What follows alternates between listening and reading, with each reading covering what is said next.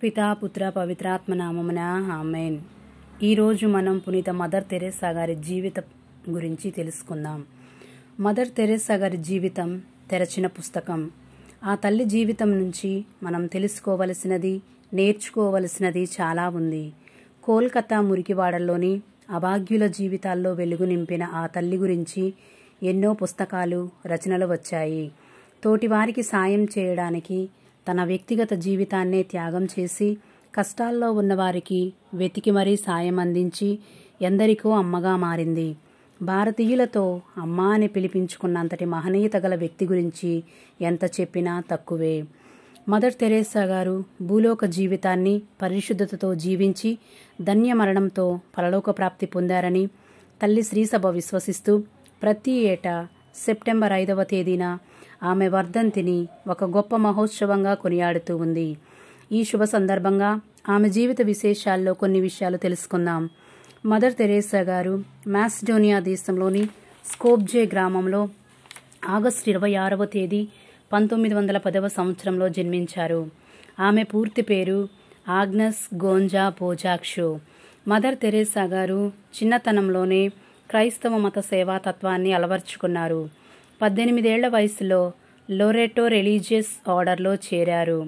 ఆ తర్వాత 1929వ సంవత్సరంలో భారత్కి వచ్చి డార్జిలింగ్లో సన్యాసినిగా శిక్షణ పొందారు. మదర్ తెరేసా గారు తన జీవితాన్ని పేదలకు, అనాథలకు, అనారోగ్యంతో బాధపడే వారి కోసం అంకితం చేశారు. 1950వ సంవత్సరంలో మిషనరీస్ ఆఫ్ చారిటీ అనే సంస్థను స్థాపించారు. ఇది కోల్కతాలో ప్రారంభమై నేడు ప్రపంచవ్యాప్తంగా 130 దేశాలకు పైగా సేవలు అందిస్తుంది.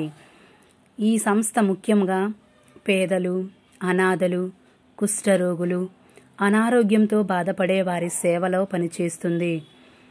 ఆమెకు లభించిన పురస్కారాలు: 1979వ సంవత్సరంలో నోబెల్ శాంతి బహుమతి, 1980వ సంవత్సరంలో భారతరత్న, పద్మశ్రీ, పద్మవిభూషణ్, అనేక అంతర్జాతీయ గౌరవాలను ఆమె అందుకున్నారు.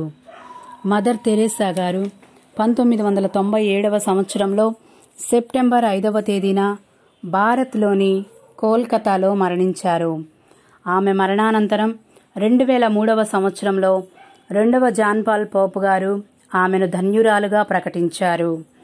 2016వ సంవత్సరంలో పోప్ ఫ్రాన్సిస్ గారు ఆమెను సెయింట్గా ప్రకటించారు.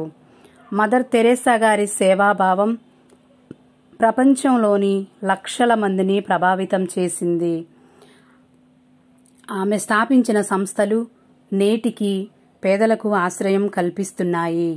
ఆమె జీవితమే కరుణ, ప్రేమ, సేవకు చిహ్నం.